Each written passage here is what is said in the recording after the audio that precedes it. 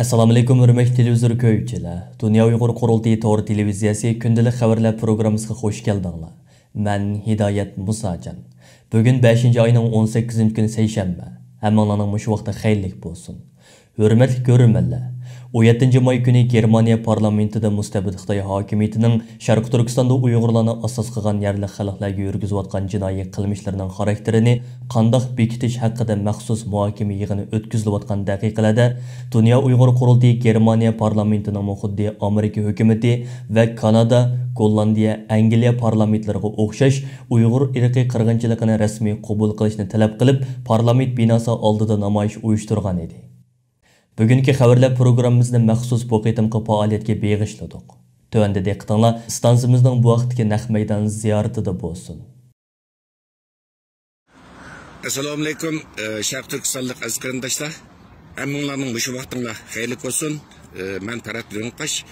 Men hozir sizlarga Germaniyaning poytaxti Berlindagi Germaniya federal parlamenti binosining oldidan naq maydondan bu programmani taqdim qilyapman aziz qarindoshlar. Bugun Germaniya parlamentida Uyg'urlarga munosabatlik nihoyatda muhim bir hodisa jarayon qilish oldida turdi. Mana sizlar ko'rganlar bu Germaniya federal parlamenti, Germaniya federal parlamentining xizmat binosi. Bugun Germaniya parlamenti kishilik huquq va inson parvarlik komitetida maxsus Uyg'ur irqiy qirg'inchiligi masalasi haqida guvohlik va munozara yig'ini ilib berildi va Germaniya vaqti tushki soat 5 da boshlandi. Bu yig'inda bugun tunji bo'lib 10 ga yaqin professor tadqiqotchi Xitoy hokimiyatining Sharq Turkiston xalqiga qarata yurgizayotgan qilmishlarining irqiy qirg'inchilik bo'lib bo'lmaganligi haqidagi o'zining qarashlarini o'tirib qo'ydi va Germaniya federal parlamentidagi har qaysi partiyalarningki bu haqdagi savollarga bu yerda javob berdi. Bu munosabat bilan Dunyo Uyg'ur qurultiyining uyushtirishi bilan aziz qarindoshlar bugun Germaniya parlamenti binosining oldida mana bu xizmat binosining oldida Dunyo Uyg'ur qurultiyining uyushtirishi bilan mana bu Germaniya parlamentida Uyg'ur irqiy qirg'inchiligi masalasi muzokara qilinishidan 1 soat burun, ya'ni Berlin vaqti tushki soat 4 da maxsus bir norozilik namoyishi uyushtirildi. Ozarbayjonda aziz qarindoshlar namoyish bu qatimqi namoyishga çünkü bildirde yaşayan Uygurların sani intayin az diyerlik sani 10 neferge yetmeydi.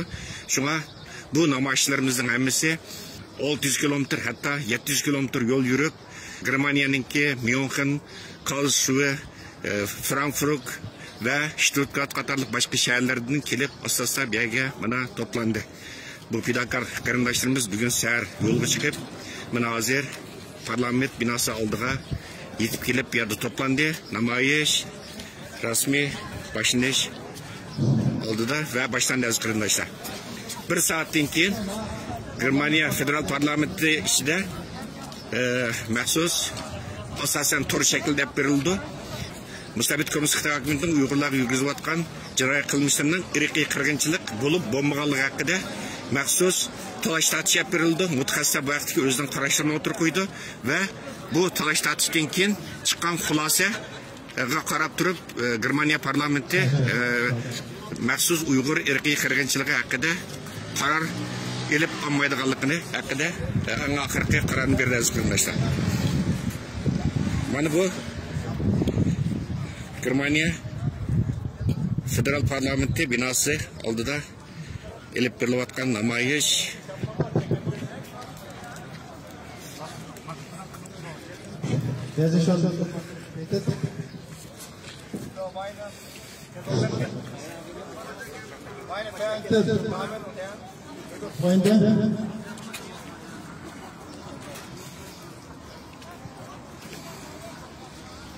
Meine sehr geehrten Damen und Herren, liebe Freunde, einen wunderschönen guten Nachmittag. Im Namen des Weltkongresses der Uiguren möchte ich Sie zu unserer heutigen Veranstaltung recht herzlich begrüßen und verkünden, dass unsere Konferenz offiziell startet. Meine sehr geehrten Damen und Herren, wie Sie bereits wissen, findet eine Anhörung des Deutschen Bundestagsausschusses für Menschenrechte und humanitäre Hilfe, für völkerrechtliche Bewertung der Menschenrechtsverletzungen an der Ukraine. Arkadaşlar, bu namaçların aktarıdaki bina Germaniya Baş Ministerlik binası. Hazır Dünya Kurultayı tarafından uyuşturulgan bu namaç Germaniya Federal Parlamentinin hizmet binası aldılar. İlk bir oldu. Bana bu Germaniya Parlamenti hizmet binası. Kardeşler, bana hazır ekran aldı da Dünya Kurultayı'nın reis Dokun Esa Efendim. Dokun Esa Efendim, harmagaysız bugünkü bu namaçka Berlin'de uygulanan sanı az bu başka 600-700 kilometre yol yürüp Karlsruhe'den, München'e başka şehirlerden yapan kardeşlerimiz toplanıp durdu. Sizden soraydığım demezsen bu ötkendimiz siz yakında kendi birkaç makale elan kılıp bu Merkel hükümetinin ki Uygur erkek kırgınçılığı meselesinde hazırlığı duruvatkalığını takip kılgandınız. Ama 12. May günü Birleşken Devletler Teşkilatı çağırılgan Uygurlar meselesi hakkındaki maksus yığınga sahip kallık kılan 3 devletten birisi Germaniya oldu. Bu bizde memnun kılan bir iş oldu. Bugün bu Germaniya parlamentida o Uygur erkek kırgınçılığı meselesi müzakere kılınmadıdır. Bu hafta özünüzden bir düşüncesine oturup koysanız bu bugünkü bu müzakerenin bir yaxşı yüzünü işlep karamsız. Bunun kadar bağırız. Rahmet, avval men sualınız cevap verişkileri sizin gap ötkendikide 700-800 kilometre, 5-600 kilometre yollardan keçiş uxlamay bayağı etdigende yolga çıkıp bugün şu Berlin'e kelip biz namayışkan işlatkan her kalkaylardaki şu qarindoshlarımızga da rahmet etishni bir mecburiyet deb bilaman. Allah razı olsun bulardan. Endi siz degan savolga kelsak, hakikaten men yetib vaqtlardan buyon 2-3 maqolalar Germaniya hükümetini kim aktifleşti? Bu Merkel'in bir hasta bu Uygur kırgınçılıktan buzuşka çıkardı. Aslında Germaniya Uygur meselesi tutulan bir devlet emas. Ötken yıl 2020 yılı 9. ayda mı Birleşken Devletler Teşkilatı'nın New York'taki merkezde 39 devlet tuncu 39 devlet birleşim bayanatlarını kovaktı. Germaniya bununla vekil bulup 39 devlet yollardan başçılık kılıp bu nemine oturup koygan. Ama bugünkü vaziyette 3 milyondan artık insan ceza lagerda azap çekivatkan, nurgulluğun hükümetle, parlamentla ve halkara teşkilatla bulup mu bunu tekşiriş arkalık bunu resmi bir soykırım eppervatıdı. Erkek kırgınçlık eppervatıdı diye vaktimizde biz köngül isteydik ki Germaniya hükümetini derhal müşet devletleri başçı oturup çünkü Avrupa İttifakı'nın bir NATO ülkesi bulup sıkıntı bilen, devleti bulup sıkıntı bilen kılıçla arzu kılattık. Bu cihette kamçilikleri boğaçta biz Germaniya hükümetinden bu taleplerimizi oturup koyduk. Bugün bu bir yerde Germaniya Parlamenti İnsan Hakları Komitesi'de məxsus Şərqi Türkistan'daki erkek kırgınçılık meselesi hakkında mütehassislerin, hukukçularının, kanuncularının fikrini elip aldığımız günlerde bunun karar buluş için bir yığını uğurlaştırıyordu. Bu ait mühim bir kadar. Germaniya hükümeti sizin digenlikte ötken hafta çarşamba 5. ayın 13. günü Birleşken Devletler Teşkilatı Amerika engellilerlikte bir hakaralık fikirleştirme teşkilat yığınına riyasetçilik kıldı. Bizim onun Dünya Kurultayı şunu teşkillagan teşkilatlardan biri olup teklif kılındık. Ya da fikirlerimizi oturup koyduk. Bunların hepsi yaxşı bir başlangıç, yaxşı bir gelişme. Germaniya hükümetinden hazırlıkça Uygur erkek kırgınçılık meselesinde oturup koyup gelgen Birleşken Devletler Teşkilatı'ndaki pozisyası takdir kışalar. Ama bu yetmeydi. Çünkü insanlar yürüyordu. Bugün Germaniya'nın uygulanan şirketleri mesela Volkswagen deyimiz, Bosch deyimiz, BMW deyimiz. Bu yüzden o şeyden şirketler hazır çıktığıyla boğan ticaretlerine devam kotudu. Şunun için biz Germaniya hükümetinin bu şirketlerinin Xitay'la boğan ticaret toxtuş gerekliğini. Çünkü Şərqi Türkistan'da kazanılan her bir sinit, her bir dolar pulda Uygur halkının keli boğanlığını buna hatırlamış mecburiyetimiz var. Çünkü bunu toxtuş gerek. Çünkü sükut, bugünkü dünyada sükut veya tarafsızlık deydiğen yapılmaydı. Sükut ve tarafsızlık öptürüvatkan erkek kırgınçılığa yan tayak bozulgan aksan kirdi. Çünkü biz birkaç aydan buyan bunu bizden Dünya vakolatının belirlenişkenimiz nurgulluğun parlament azalarıyla Germaniya parlamentlik 6 siyasi partiyanın parlament azaları, rahbarlarıyla ayrı nurgulluğun toriyğularını ötkazdı. Özümüzün arzularımızda ve Germaniyanın bir Avrupa Birliği'nin bir matur devleti buluştuğuyla tuncu bulup bu kararını bir yerde erişinin zürri ekanligini hatırlattı. Bizim bu tirişçilik neticesinde bugün bu yad bu bulatıdı. Eğer Germaniya insan hakları komisyonu bunu mutaxassislarni anlagandan keyin, çünkü bunun mutaxassislar Andreas Zenspa, mesela insan hakları küçük teşkilatınınki Vincent Magnitsky var, yani başka hukukçular, kanuncular varmışlar, hamısı fikrini algandan keyin eğer şu kanuncular, hukukçular, advokatlar Şarkı Türkistan'da bulavatkandım hakikaten bir erk kırgınçılık ekanligi toğrusunda bugün guvalık bir de işimiz bolsa bu komitede karar oldu. Bu komitenin algan bu kararı bütün Germaniya parlamenti oturup koyulup Germaniya parlamentinin bir erk kırgınçılıkta kabul kıldı. Germaniya parlamentinin erk kırgınçılık kabul kılışı Avrupa İttifakı a'zo başka 27 devlet parlamentlerini hareket etişte nayti aşkışlık bir rol oynaydı. Şunun için bugünkü bu yığının ahmiyeti pek mühim. Şunun için dünyadan ama Germaniya hem yıldan hayırlaşlarımız bu meseleyi istep ve namayışık yaptı. Bunun için Allah'a rahmet ediniz. Rahmet size. Entwicklung und seinem Werden etwas ganz Persönliches mitbringt. Das ist der Reichtum meiner Familie. Und das gebe ich an ihre Kinder wieder weiter, 11 Enkelkinder. Und ich möchte eine Zukunft schauen für diese Enkelkinder, wo die Welt sich verbindet in Akzeptanz, in Toleranz, in Duldung von Verschiedenheit. Das müssen wir Menschen lernen. Das ist kein Schaden, das ist ein Nutzen für die Menschen. Und genauso werde ich nachher in der... Arkadaşlar, bayım edip ötkendim, bugünkü bu namayışka Germaniyanın arkadaş şehirlerden hatta 600 kilometre, 700 kilometre yol yürüp kardeşlerimiz geldi. Çünkü Berlin'de yaşavatkan kardeşlerimizin sağlığına ait az 10 nefer yetmeydi.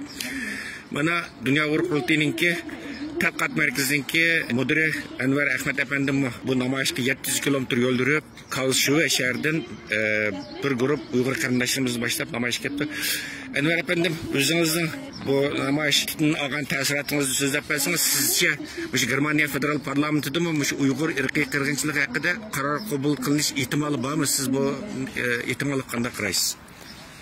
Assalamu alaykum, hurmatli qarindoshlar. Qanat efendim, bu sunnat yaxshi so'rdas. Amerika Trump hukumati uning keyinidan Biden hukumati Sharq Turkistonda irqiy qirg'inchilik deb aniq va uch kasm qaror olgandan keyin buningga ergashgan Kanada hukumati, Yevropa Ittifoqi a'zo Gollandiya hukumati va Angliya bu to'g'risida qaror oldi.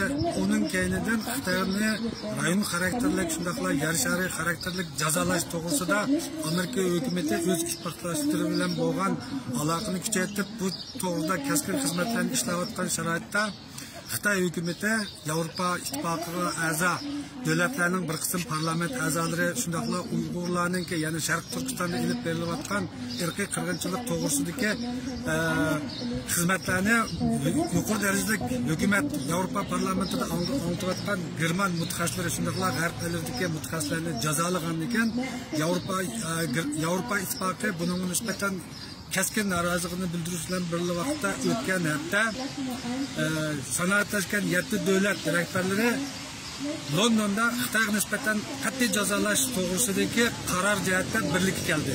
O'tgan hafta shundaqla yana Birlashgan Davlatlar Tashkilotida Sharq Turkistonda qat'iy shartsiz mustaqil tekshirish olib berib Xitoyni jazolash to'g'risida Xitoyning qarshi turishiga qaramay jiddiy kaskin munozara olib bordi. Uning keyinda Germaniya hukumati Yevropa İttifaqı bilan Xitoy o'rtasidagi o'zaro mablag' selish kelishimini muddatsiz to'xtatib qo'ydi. Demak, bu natijalarning qaragan vaqtida Germaniya hukumati Yevropa İttifoqining parozi, shundaqla Yevropa İttifoqiga ta'sir ko'rsatadigan dunyodagi muhim siyosiy o'rinlarning birisi bo'lishi bilan bunda yuqorida so'zlab o'tgandek xizmatlarda aktiv rol olishi Germaniya federal hukumati shundaqla Germaniya federal parlamentininki Uyg'urlar to'g'risida buncha naytotuzlik qonunlar parlament a'zolari bularninki bugun bu binada parlament binosida Uyg'urlarga Xitoy hukumatininki Sharq Turkistonda elib berayotgan siyosatninki irqiy qirg'inchilik yoki emaslik haqida men shuni umid qilamanki ikkilanmay irqiy qirg'inchilik deb qaror chiqadi deb umid qilaman. Ham shuning ishinaman. Chunki yuqorida deyilib o'tgan xizmatlarning hammasida Germaniya aktiv qo'llashlarga erishgan. Hozir g'arb dunyosi uyqusini ochdi. Bo'libmi Yevropa ittifoqi bilan Xitoyninki o'zaro mablag' selish kelishimida Germaniya aktiv rol o'ynagan bo'lsa, uni yanada o'zining aktiv roli bilan muddasiz tanitib qo'ydi. Demak, biz umidvor bo'lishimiz kerak. Bu qaror cho'qim Germaniya federal hukumati va federal parlamenti tarafidan irqiy qirg'inchilik deb chiqdi. Xalqimizni erkinlikka erishtirish kurashimiz g'alabaga erishadi deb qarayman. Rahmat sizga, inshaalloh. Sizga rahmat. Buguncan Alauddin efendim siz Atay'dan şu 600 kilometre yol yürüp Münken'den Kepsi bir yerge. Siz mesela hazır bu işçide Germanya parlamentindeki işçi bu Uygur erkek kırgınçılık meselesi muzakere koyulup atı. Sizce Germanya parlamentinde şimdi bir kararının ki mesela Xitayki Uygurlar için yürüzülkan kılmışındaki erkek kırgınçılık çıkarlığını kabul kılıp bir kararının kabul kılınış ihtimali var mı? Bunun kanda karayısız? Albatta bu Germaniya parlamentinin Uygurlarga Xitoy hokimiyatini olib berayotgan bu erkak qirg'inchilikni rasmiy erkak qirg'inchilik deb tanilganligini tushunaman va shuni orzu qilaman. Shuning uchun biz orliqni jiroq ko'rmasdan butun Germaniyaning shaharlaridan yuzlagan Uyg'ur kelib bu yerda namoyish qilyapmiz va German parlamentidan parlament a'zolaridan bu Xitoyning siyosatini erkiy qirg'inchilik deb e'tirof qilishni, to'lishini talab qilyapmiz. Men buning erkiy qirg'inchilik deb tanilganligiga ishonaman. Rahmat. Azkırındaşta ekran aldı da Avrupa Şark Türkistan Birlik Teşkilatı'nın reisi ve Dünya Avrupa Kultini'ninki Avrupa'daki siyasi hizmetleri Resul Alaylı Bekir Askarca Efendim boya namayış jarayonida söz qildi. Ben kısaca anlat ötken. Hürmetli Askarca Efendim hazır bu Germaniya parlamentida Uygur erkek qirg'inchilik meselesi tunji qatim muzokara qo'yildi da hamda. Siz bunu qanday qaraysiz? Germaniya parlamentida bu ishni bir qarorning qabul qilinish ehtimoli bormi sizcha? Hozir bu yerda Germaniya parlamentosida kishilik huquq komitida Uygur meselesi ko'rishilyapti. Bundan avval Uygur meselelari bu komiteda ko'rishgan, lekin bugungi tema bu qirg'inchilikmi, qirg'inchilik emasmi? Shu nokta nazardan muzokara qilmoqchi. Albatta Germaniya parlamentosida inson huquqlari komitesida Uyg'urlarningki bu qirg'inchilik emasmi deb bu masala muzokara qilinishi muhim. Bu belki aldığımızdaki aylarda belki bu bütün parlamento bo'yicha şu meseleni muzokara qilib Kanada o'xshash, Angliya va Gollandiyaning parlamentolari o'xshash, faqat parlament oldin bu bir qirg'inchilik deb bir qarorninki elishninki birinchi qadami hisoblanadi. Shuning uchun bu yerdan albatta bugun umid qilamizki, bu bir qirg'inchilik deb bir qaror chiqsin. Biz bu qarorni undan keyin chiqargandan keyin Xudoyim bo'lsa, hamda bütün Germaniya parlamentosida bu masalani texmo harakat qilamiz. Germaniya bu jihatdan naiti boshqa davlatlarga selishtirgan vaqtda kendi qilib qoldi desak bo'ladi. Chunki Germaniya Yevropaninki motori deymiz, Yevropaninki eng cho'ng va eng kuchli, har jihatdan eng kuchli davlati. Mana deganda Gollandiya va Angliya bu qarorlarni olgan mezgilda Germaniyaningcha biroz sus bo'lishi albatta bizlarni afsuslantiradi. Lekin Yevropada Xitoy bilan eng cho'ng tijarati bo'lgan davlat bu yana o'sha Germaniya. Buning uchun agar Germaniya parlamenti bunday bir qarorni oldimizdagi oylarda olib qolsa, yo'g'imiz hech bo'lmaganda agar bugun inson haqlari ko'pchilikka bu qarorni olsa, bu boshqa Germaniyaning orqasini egishtirgan davlatlarga bir o'lgi bo'ladi. Umidimiz bugun shu qarorninki kelinishi inshaalloh xayrli bir qaror chiqadi deb o'ylayman. Rahmat sizga.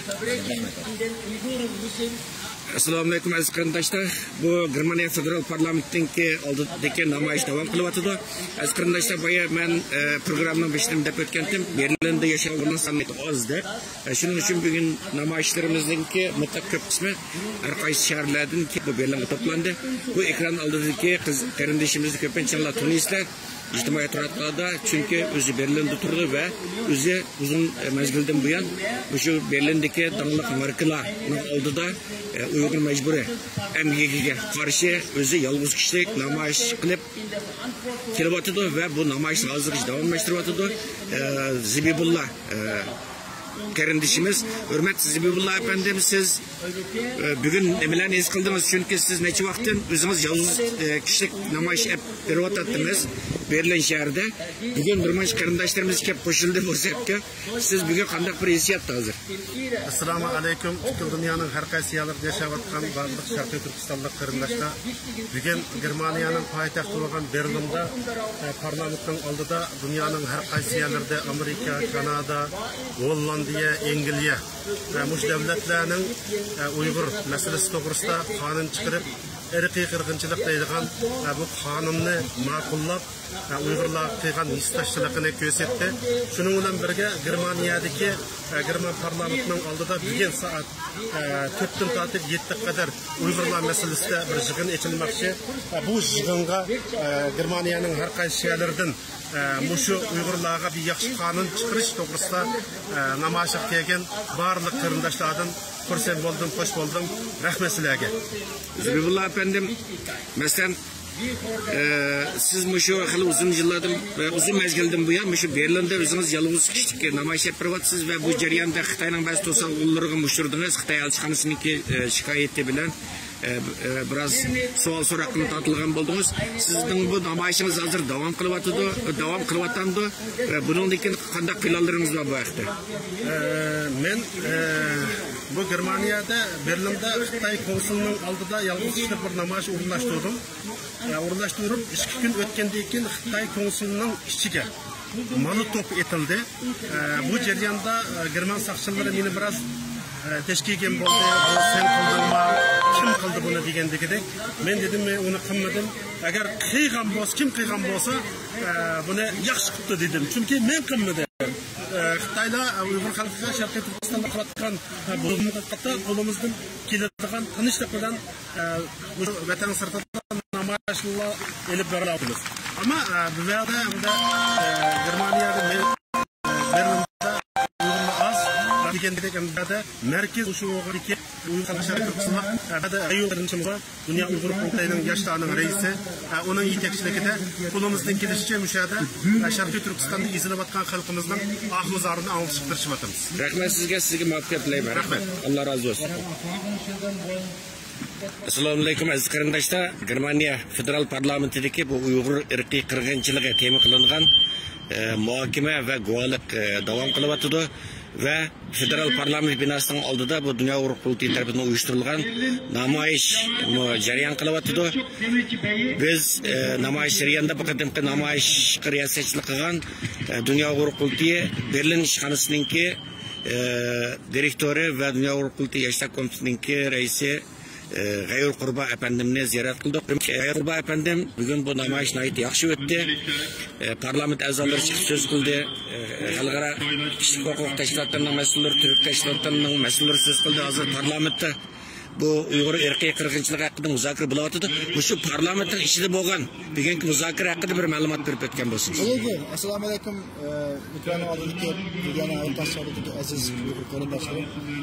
Ko'rayotganingizdek, bugun Germaniya parlamentida inson huquqlari komissiyasida Germaniya parlamenti inson huquqlari komissiyasiga butun a'zolari va shundaqla shu Germaniya parlamenti inson huquqlari komissiyasida o'rin olgan siyosiy partiyalarningki teklif qilgan yuqori darajalik, yuqori ixtisoslar Germaniyada va xalqaro yuqori innovatga ega bo'lgan o'sha olimlarningki, mutaxassislarningki qatnashishi bilan Uyg'ur masalasiningki, mana Xitoyninki Uyg'urlar qaratgan siyosatningki xarakteri qanday degan masala haqida bir ilmiy aldın hükümde asaslanmagan, fakitni asas qilgan, mana shunday muhim bir suhbat bo'lyapti.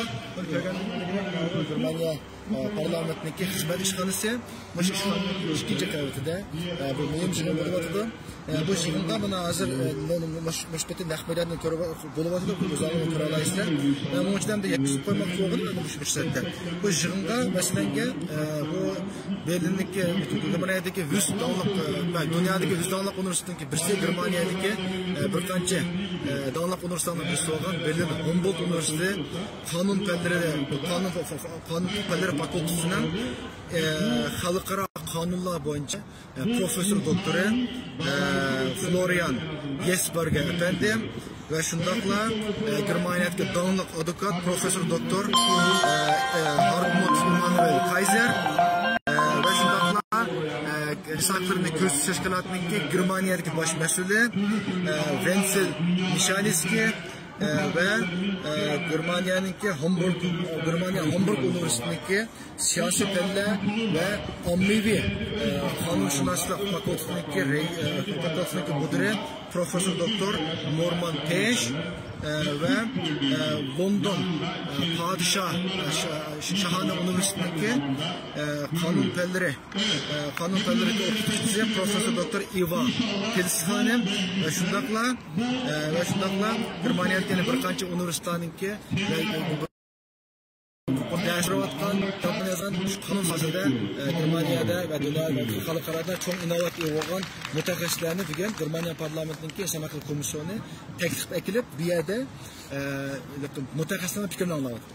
Bu Germaniyada biz deganda ko'pchilik agar Germaniyada da'voning taraqqiyotiga ergishib bo'lgan bo'lsa, biladiki, bu Germaniyada o'sha qisqagina 1 yil ichida u da ilib bo'lgan 3-chi cho'ng maxsus Uyg'urlar masalasi haqida duolik anglash yig'ini. Bu yig'inning o'tganki 2 yillik yig'inga farqi endi. Bu qismlik yig'inda shu lagerlarning shohidlariniki, inson haqlari faoliyatchilariniki guvohlikni olish burungi 2 qismlik yig'inlarda bo'lgan edi.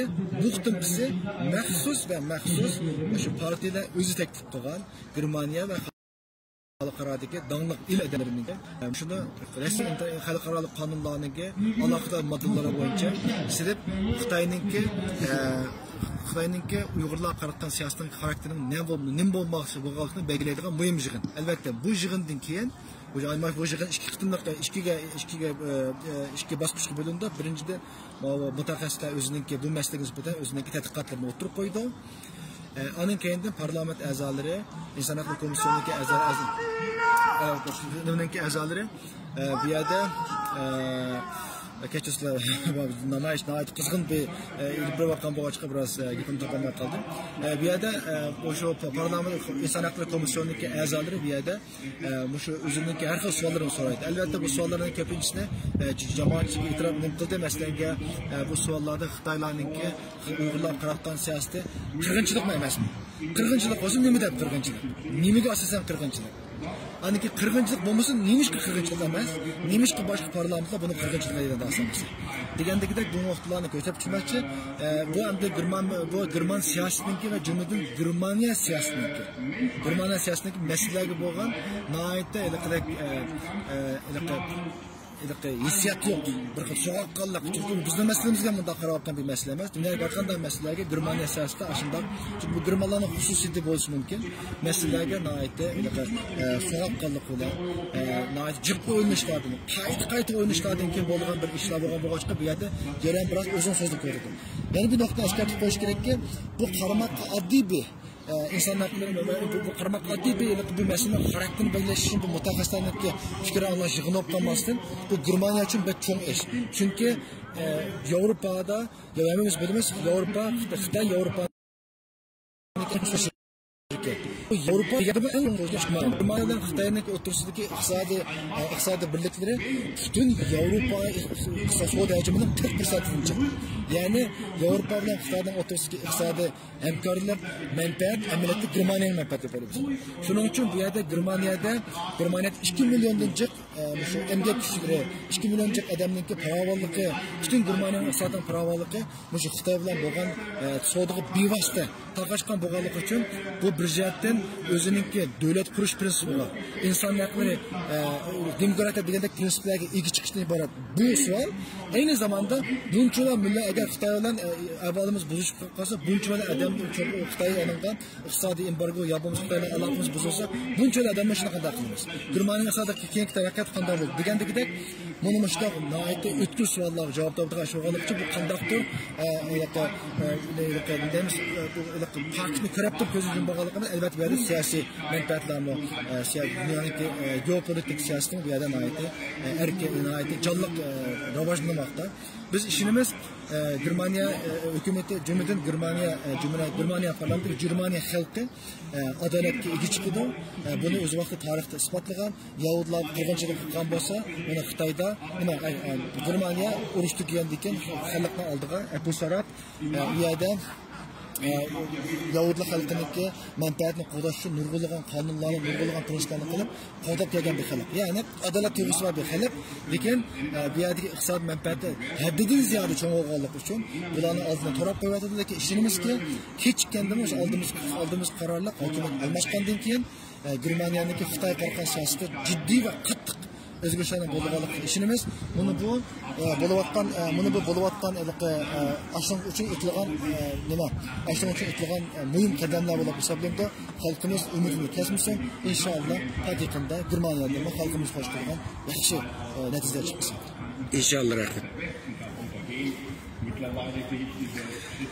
Aziz qarindoshlar, bugungi programmamizni mishada oxirlashtiraylik. Mana sizlarga ko'rib turibsan, hozir Dunyo Uyg'ur qurultiyininki uyushtirishi bilan Germaniya federal parlament binosininki oldida Xitoyning irqiy qirg'inchilikka qarshi turish, shundaqla Germaniya parlamentidan Xitoyning Uyg'urlarga yurgizayotgan jinoiy qilmishlarni rasmiy yo'sinda irqiy qirg'inchilik deb qabul qilish talab qilib namoyish o'tkazilyotdi va namoyish o'tkazilayotgan mush daqiqalarda hozir Germaniya federal parlamentida Uyg'ur irqiy qirg'inchiligi temasida maxsus guvohlik yig'ini, muhokama yig'ini o'tkazilyapti aziz qarindoshlar. Fidokorligimizni avval Allah xalqimiz hargiz unutib qolmaydi. Mana atdigan qaqsadi o'rmonlardan turib, buni vatan millatning dardini deb jazo lagerlarida, turmalarda, majburiy emgak maydonlarida azob uqubat chekayotgan millionlagan qarindoshlarimizning sadoatini, ovozini yetkazamiz deb bu ulug' niyat bilan, bu ulug' g'oya bilan bu yerga to'plandinglar. Shuning uchun hammanglarga minnatdorlik bildirishni bir vijdoniy milliy burchimiz deb bilamiz aziz qarindoshlar. Chunki biz o'zimizning ovozini o'zimiz chiqarmasak, o'zimiz tirishchilik ko'rsatmasak, o'zimiz fidokorlik qilmasak, biz boshqa millatlardan bizga yordam kutolmaymiz. Oldi bilan o'zimiz tirishchilik ko'rsatishimiz kerak, oldi bilan o'zimiz fidokorlik ko'rsatishimiz kerak. Bu davoyimiz uchun oldingi shart aziz qarindoshlar. Biz o'zimiz uxlab ketib, anandan keyin boshqalarni ranjisak, u vaqtda bizning ranjish haqqimiz bo'lmaydi. Shuni bu yerda butun qarindoshlarimizga takrar Dünya Uyg'ur qurultiyi nomidan takrar hammanglarga rahmat aytaman. Hammanglardan Alloh razı olsun.